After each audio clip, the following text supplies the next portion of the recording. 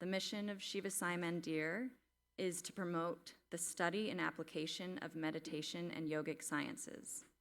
Our speakers today are the co-directors of Shiva Sai Mandir, Channing Johnson and Nafeeah. Nafeeah founded Shiva Sai Mandir in her family's home 25 years ago and has taught more than 2,000 students, including me, personal mantra meditation. Channing committed to the spiritual path at the age of 19 when he moved to India to study under a Swami. I've been told Channing and Nafeeah were having some difficulty getting along around this time. He likely didn't think through his plan to get far away from his parents because, as it turns out, if your parents are both meditators, interested in ancient Vedic knowledge, and you move to an ashram to study ancient Vedic knowledge, the ashram you are living in will become the preferred destination for family vacations. The knowledge Channing and Nafeeah teach at the temple and will share with us today comes directly from their teachers and from personal experiences in meditation. It is my pleasure to introduce and welcome Channing and Nafeeah.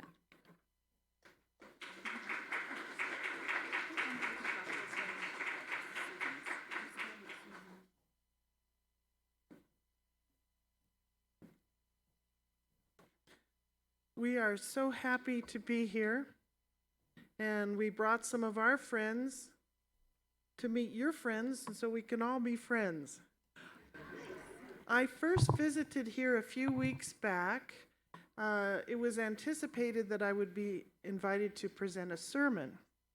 So Jane and Gary and Reverend Susan invited me back into the office after the whole presentation that week, and Reverend Susan is very busy. Lots of people pulling on her attention, asking her advice. Phone calls were coming in. So I sat in the chair and waited, and I noticed this in her office. And I had an idea on something I might speak about, but when I saw this beautiful stone, I thought, we have to honor this stone. So I asked her advice. Could we do an activation? And she did this. Yes, let's do it. And so here we are. This is a great day for your church, for the building of your church, and your community. This is a very, very unique community, and I think you know that. You are very loving. You are very gentle. You are all volunteer. We are all volunteer too, and we know that's not easy. You treat each other with love and respect, and if you don't mind my saying so, I would call you very spiritually mature. No cliques, no harshness that I've observed or ever heard of. You are a congregation that deserves this beautiful rock, this stone, and we'll be telling you all about it. What is a Shiva Lingham? Well, let's start out with what is Shiva? And Reverend Aurelia gave us some points.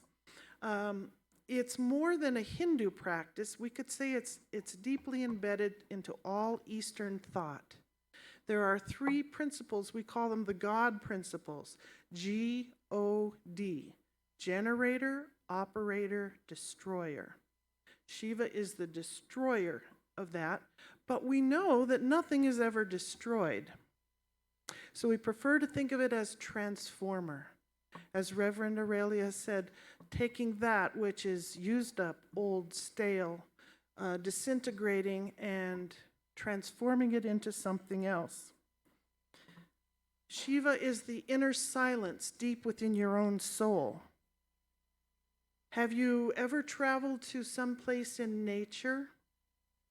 A riverbed, the top of a mountain, a beach, and felt the vastness of nature that feels almost eternal? That's Shiva. That's the Shiva energy. Shiva is also that implement, that energy that gives all the teachings of all the yogic sciences. And Shiva has many representations, many ways to understand We can talk about Shiva as a person. Channing will be describing this to us. Or as a principle of nature, or as our innermost soul. So, Channing, you want to describe a little bit more the different representations? Yes. So here we have a picture of Shiva represented as a human or as a personality. And we can see that he is seated in the mountains. And Shiva is very unpretentious. Here he wears simple animal skins for his garb.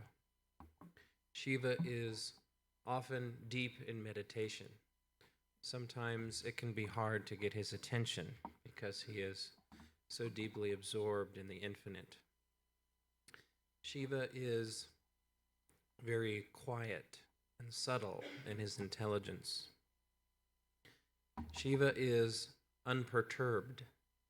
He is dispassionate. He is known for giving boons or attentions or blessings to anyone who asks. And he is unafraid of how people will use the gifts that he gives them because he knows that everything in the universe always returns to balance. This quality is known as Bolo Shankar in Sanskrit. He has as his companions dogs, which are in this tradition considered to be quite lowly. He is unafraid of ghouls or the dead or dying. He is known to spend time in the cremation grounds and the cemeteries because he represents that profound stillness and oneness that connects all of us.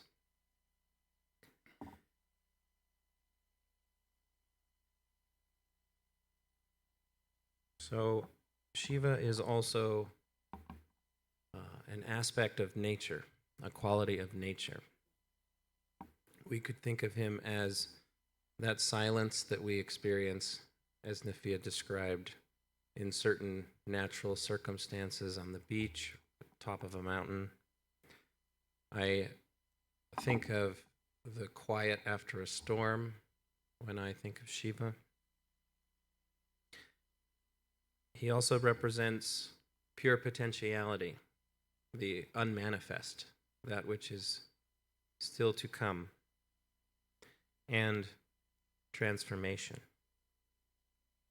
He is also within us and aspects of ourselves.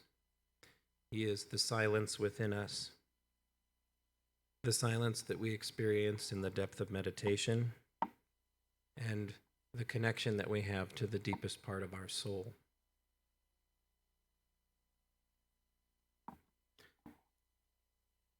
Shiva has different representations. This is one, the iconic Shiva.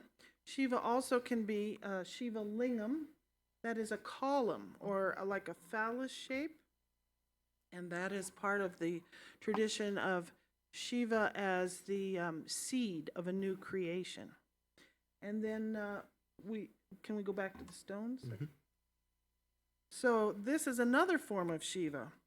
These are rocks that are polished in a fast-moving river.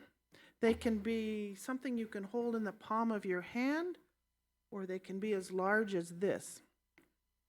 I have seen hundreds and hundreds of Shiva Linghams, or Shiva stones, throughout India and Nepal, and I have never seen one more beautiful than this one. In this ovum shape, Shiva represents all the manifest and unmanifest, and that all creation, all creatures born on this earth start out in some form of an ovum or egg. So this shape represents matter at subtle levels. Also, the very unseen, the molecular and atomic levels of creation, to the greatest, largest. The galaxies are all in this shape. And for us, we notice the planetary orbits are in this shape. And this is also the shape of us standing up when we consider our subtle bodies and our electromagnetic bodies. As I said, these stones are made from the churning rivers, naturally shaped. Then they are polished by sacred craftsmen. The honoring of Shiva Linghams takes place in India. Archaeology shows the Roman Empire, Mesopotamia, Egypt, all had regard for this shape as a powerful spiritual object. So Channing's going to talk to us about what is a spiritual power object. You all have them, you all treasure them, and now we're going to activate this new spiritual power object. So this is somewhat intuitive, but the use and creation of power objects is something that is particularly refined in the Indian and Hindu spiritual tradition. So power objects can be created through a number of ways. I would say the most common is through worship and through putting one's attention and devotion towards an object, which happens naturally in many places of worship. Any icon or symbol of the divine that people put their attention on and direct their worship towards begins to become enlivened by that attention and to contain and then radiate back that love and that divine potential that's awakened by people's attention. Power objects can also be created through the intention of a master. Power objects also can be created by nature. Things that have a certain shape can naturally have a divine spiritual potential. So Shiva Linghams are a beautiful example of that. When they are formed by a river, as Nafeeah mentioned. And the objects that we use in our spiritual practice can also become very powerful. So rosaries or malas, the chair or blanket that we meditate on, these things also will become suffused with divine energy. So if you think for a moment, I'm sure you can identify that you already have spiritual power objects that are in your home and that are here in this church, quite a few. And these objects are not things that we worship in and of themselves. They are symbols of the divine energy that is present everywhere. And they are also tools that we can use. They can help steady us when we are shaky or going through a difficult time or our energy is otherwise low.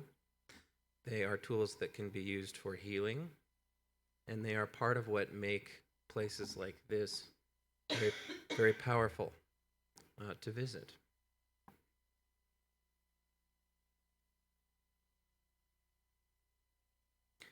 So it is a huge honor for us to help you activate this power object today. And this spiritual power object can be something that helps heal and bless and bring divine awareness to this community. We want to make sure, so we want an agreement with you. We're going to enliven, or we could say wake up. How do you wake up a stone? Well, I think everyone here knows exactly what that means. And Reverend Susan already told us it's her friend, her office friend. So it's already exuding beauty, peacefulness. It has a huge presence.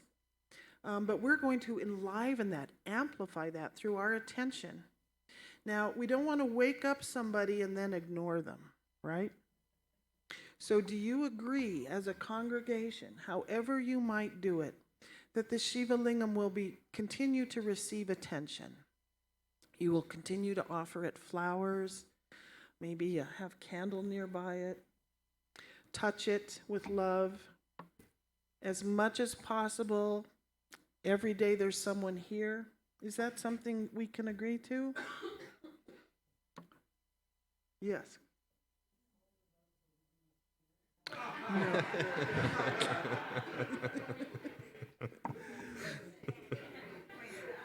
You're all going to get a chance to come up and touch it and honor it. And I tried to rotate it a couple inches. I could not make it budge. So I thought you were making a joke.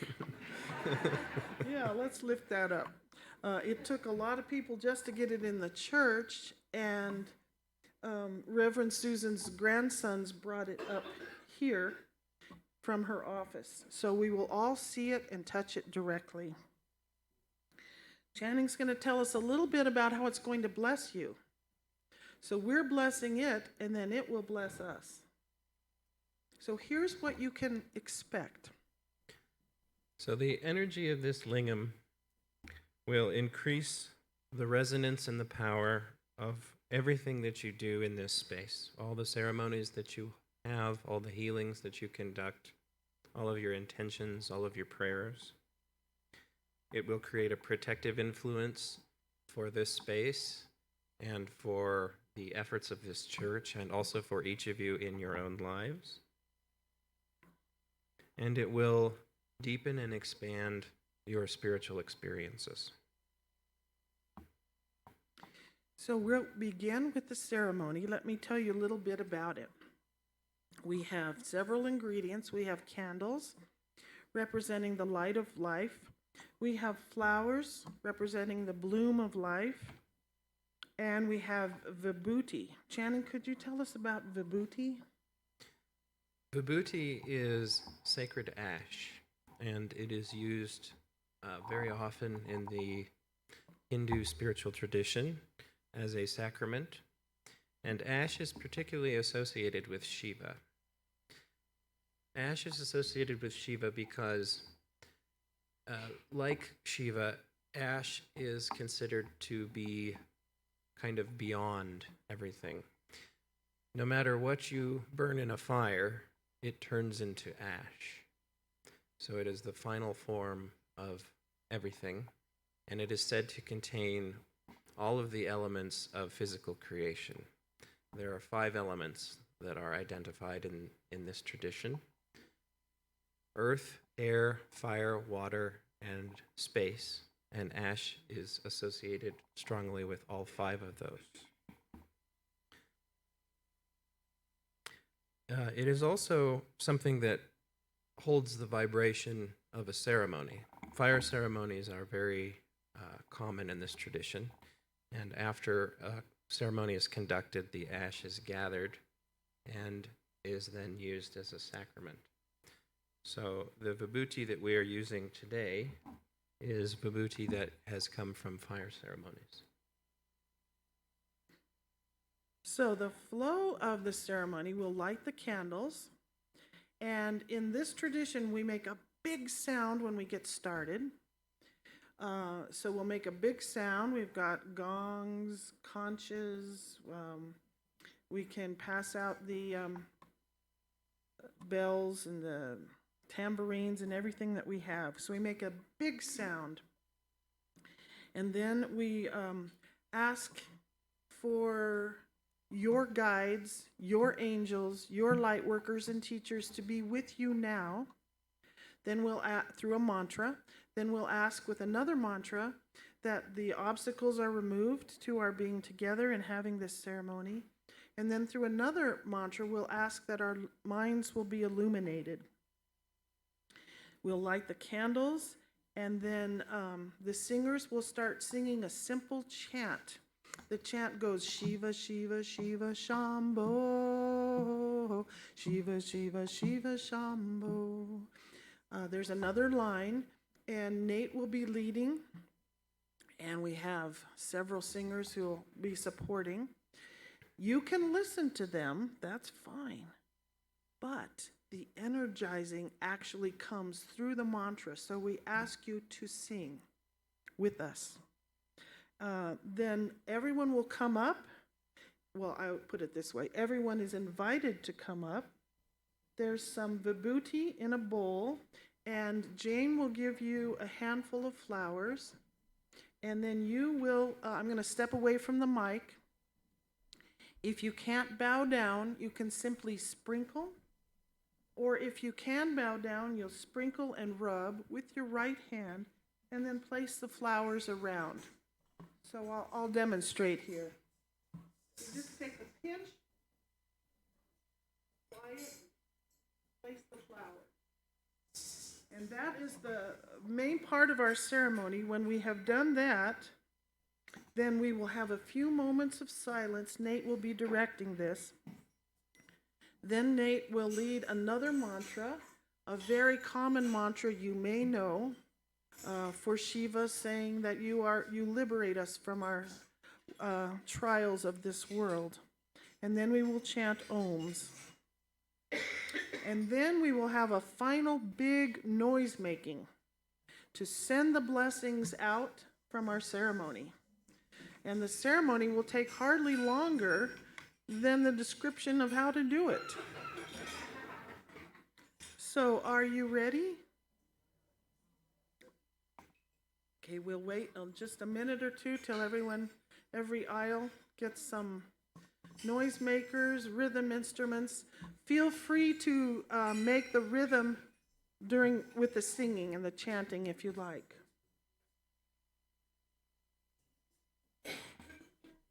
Jane, would you spritz the altar and chanting? Would you light the light? Yes. We're doing the 3G. Yeah. So we'll begin with the opening mantras. To bring your light teachers and angels with you, we say, Om Guru Brahma, Guru Vishnu, Guru Devo Maheshwara, Guru Sakshat Parabrahma, Tasmai Shri Gurave Namaha. To remove obstacles from our being together, we say, Om Suklam Baradaram Vishnum Sashivanam Chatur Bhujam Prasanna Vadanam Dhyaye Sarva Vigno Pashantaye. To illuminate our minds, we say, Om Bhurбhuva Suvaha Tatsavitur Varenyam Bhargo Devasya Dhimahi Yo Yo Naha Prachodayat. Om Shanti Shanti Shanti. And now we will make the pronouncement of Vahanam, which is an invocation to all divine energies.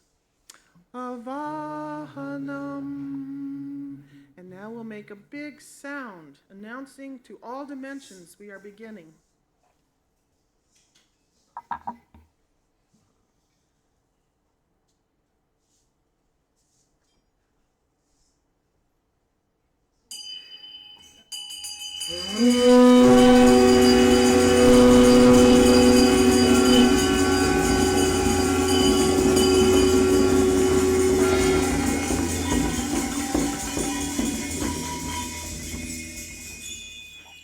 And as you come up, you're invited to come up whenever you feel the calling. And as you come up, chanting will spritz your hands with a little rose water, and Jane will offer you the vibhuti. Just take a little pinch and a handful of flowers. So now we'll begin the chant. The chant means Shiva. Shiva is a source of happiness. And that happiness we've already talked about is that divine happiness, that happiness of expansion and knowledge.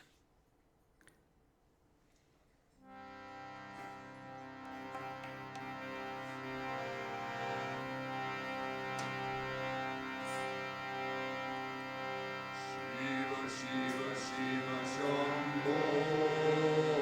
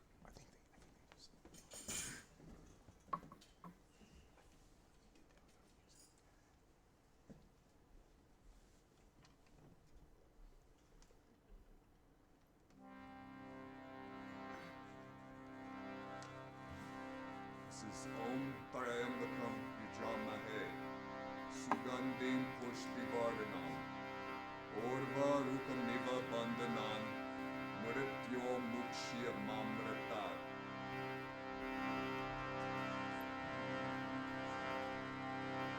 Om Trambakam Yajamahe Sugandhim Pushtivardhanam Orvarukam Niva Bandhanan Mrityo Mukshya Mamratat.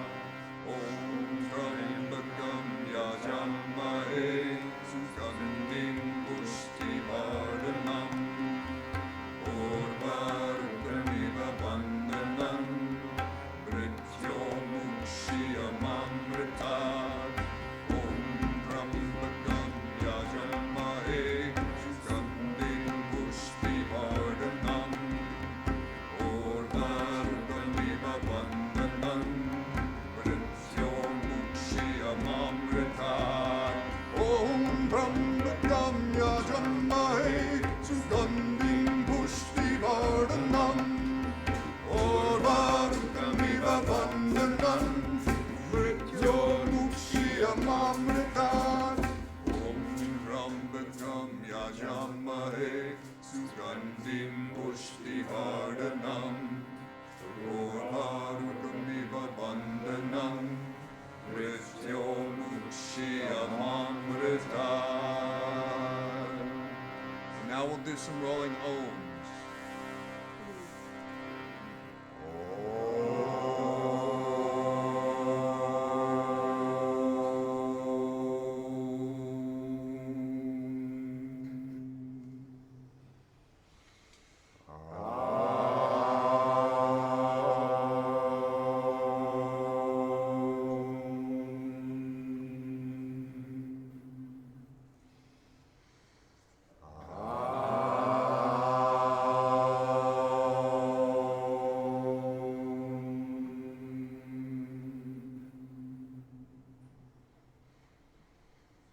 And now we'll say a mantra asking for forgiveness for our mistakes. The mantra says, we don't know what we're doing. Our hearts aren't fully opened. We doubtless made many mistakes, but we did it with sincerity and devotion. Please accept our ceremony as full and complete. And after that mantra, we'll make a big sound to send the vibration of our ceremony out. Kayena vacha manasendriyarva buddhyatmana va prakriti svabhavat karomi yat yat sakalam bhadasmi narayana yati samarpayami.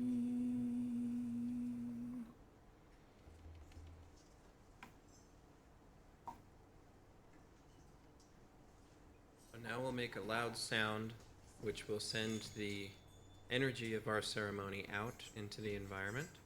So I invite you to ring your bells, play your tambourines, and so on. I'm going to blow the conch 3 times.